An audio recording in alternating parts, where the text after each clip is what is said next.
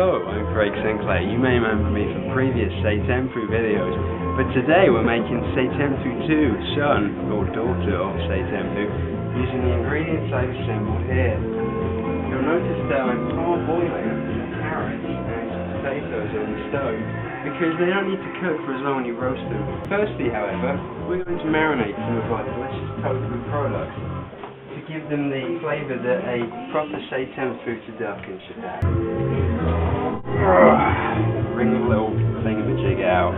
Be careful not to damage your tofu that much as I have, for instance. Leave your empty tofu container on the side to reflect upon itself. And then bring your tofu over here before aerating it gently. By slicing it into what we call in the trade slabs. Each slab should be about a finger wide. Behold the block of tofu. Okay, in order to make the proper Seitempfu structure, we need to cut this the opposite direction to the other one, into slightly thinner slabs. Oops. Ooh. That's okay, because there's still 3 slabs left. The important thing about the Seitempfu is it's not a meal that really requires you to actually be precise. It's something you can mess around and have fun and make it your own way and not have to worry about the conventions we're used to in food preparation. We're going to fire up our Foreman grill over here because I find it one of the best ways to give our friends tempeh, Have some tempeh already brutalised partly here. The soy boy 5 grain brown because it was on set, but it pays to get good temp because they're pretty good stuff. And just slice this into thin strips, say about 2.43 millimeters wide each, although you don't have to be quite that precise.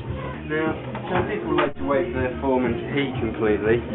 I'm just going to put this on now at this point. Some people like to clean their Foreman more, but I find that having the crustiness of previous Fu-tress creations helps.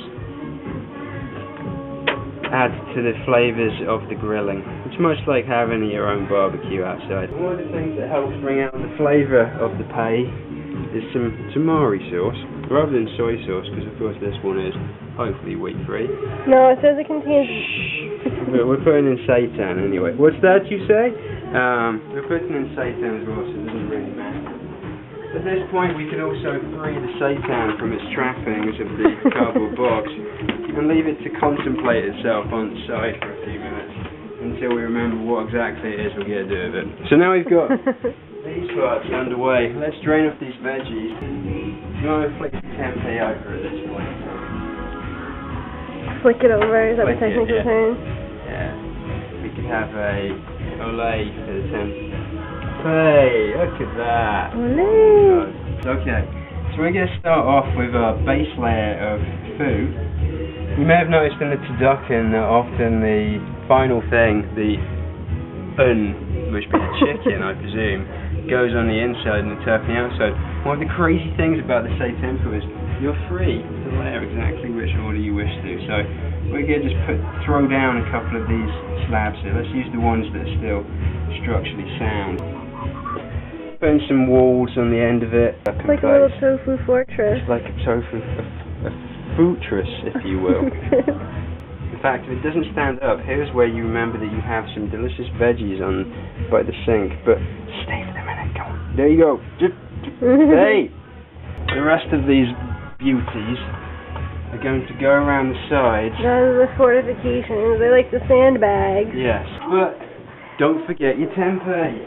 Just scoop it off the Foreman and transport it via the plastic spork. And look at that. It fits perfectly into your tofu. Lovely.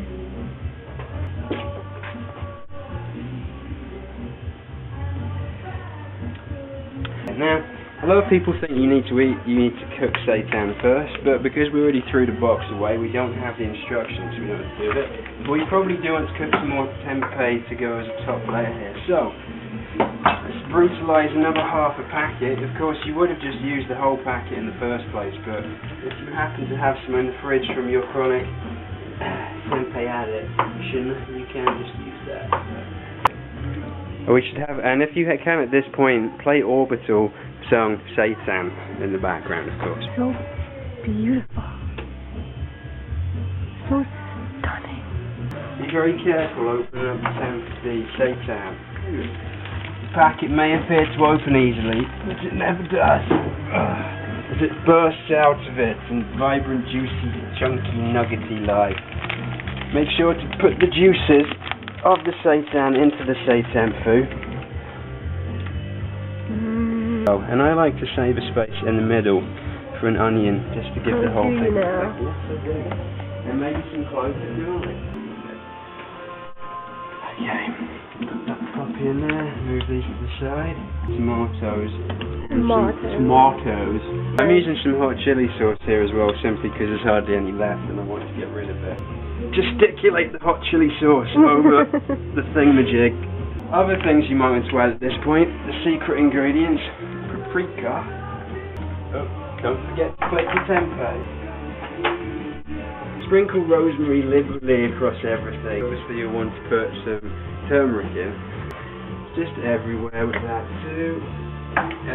Coriander, possibly, cumin, whatever you feel like at this point. No one's really going to remember or taste it. It just sounds more impressive to add a lot more of everything. This will just prevent your guests from saying, it's a bit dry, isn't it? Well, you'd be able to say, look, I put 2 tomatoes in to deal with it, alright? That's marvelous craftsmanship. Yes.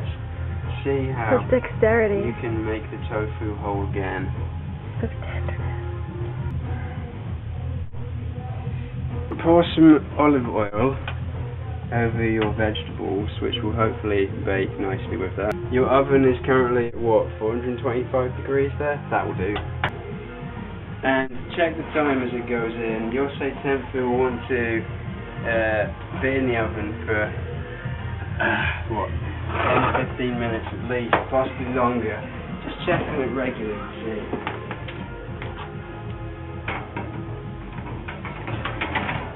It's a magical moment of destiny. Proper Seitempfu that actually looks like Seitempfu should. Oh, it's so beautiful. It's glorious. Behold the glory of the Seitan.